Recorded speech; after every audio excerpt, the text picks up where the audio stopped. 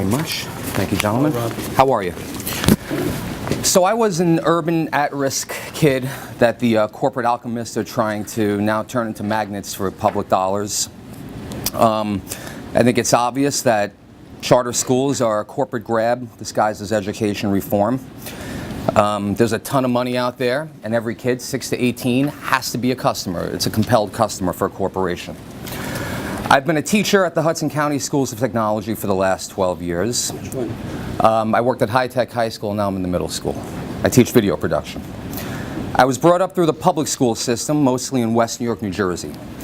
Despite the struggles of our schools, especially in our urban districts, West New York schools were an oasis of sorts, with some very special teachers who inspired me to grow and believe in doing incredible things, often when my parents could or would not.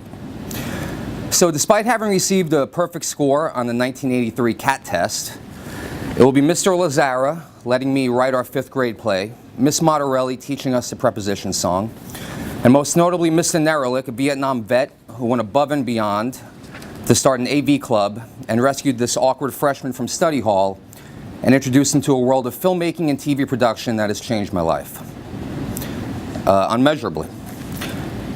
In spite of that, I was a sad kid with a terrible home life. So I was gifted and talented, but I also got left back in 7th grade. I failed classes in high school and graduated at the bottom 10% of my class, but I got a good SAT score, so I did get into Seton Hall, which I failed out after a year.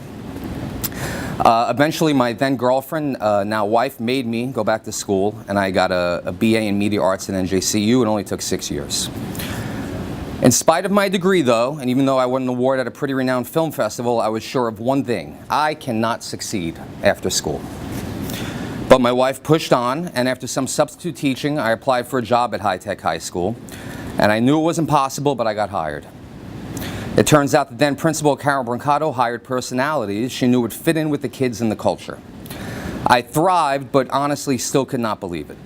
At the same time, my wife and I had a son, and as a teacher, I needed to make more money. And a friend of mine from Memorial High School in West New York was working at Showtime Networks, and he got me a job there. And I knew I couldn't do it, but I've now been there for 10 years as an editor and writer-producer. I'm most proud to have 3 of my high school kids working with me at Showtime, after they graduated. This is important because every step along the way, it was a community of nurturers who inspired success in me. Not metric-driven, reality-divorced standardized tests and Common Cores. Frankly, I did great on all the standardized tests. I killed them. Every single one of them, nailed them. But I had a narrative where I knew it was all going to turn to crap. So what did it matter? And I see this with kids all the time. And we try to stuff trigonometry down their throat, and they know it's not going to matter. So I know you guys are busy, so I just have a few bullet points. Number 1. In terms of helping out with education that would go beyond corporate-driven charter schools that just want to take our money. Cure poverty. As incomes rise, so do test scores. Tenure is a management problem. I've never hired one teacher in my life. I wish I could. Believe me, if teachers hired the other teachers, it would be a different story. Make my tenure transferable. Why are at-risk school districts constantly hiring novice teachers to try to do the hardest jobs? Standardized testing, again, it's a corporate thing. We spend a lot of money on these standardized tests. I believe Common Core, just at its name, like I have kids, I don't want to be common at the core.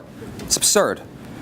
Our schools need to be desegregated. Rutgers and UCLA did a big report. Everybody here can read it. Community teaching. Too many and I love my fellow teachers, but too many, 3 o'clock, the bell rings, and they're peeling out of the parking lot and rushing off to the suburbs. This is our money. I live in Jersey City. It's rough. You got to find parking. The rent's ridiculous, but I think it's important. It's good to see the kids in the mall. It's good to see the kids on the street. We're teaching the same way we taught in 1890. Tactics, really. You stand at the front of the class and you just team teaching can be a far superior tactic, especially if we take the high-paid administrators and put them back in the classroom working with the kids. And I really do believe that the major difference between a successful and non-successful student is their inner narrative. If you know things will turn bad no matter what, it's very hard to get pumped up over trigonometry. Whereas the other kids that do well in trigonometry, most of them could care less, but they know. do good in trigonometry, get into a good college, drive a Porsche, have a great family.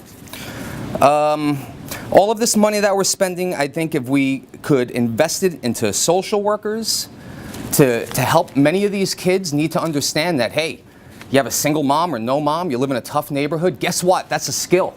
And you combine that with education, we know it is gonna pay off for you. There's the metric. How about like 17 points on every test if you have a single mom? Something like that. Instead of this absurdity where we separate the kids, we give them some government test, and we tell them what we already know. Oh, you're not going to do well on the test. I think that's pretty much it.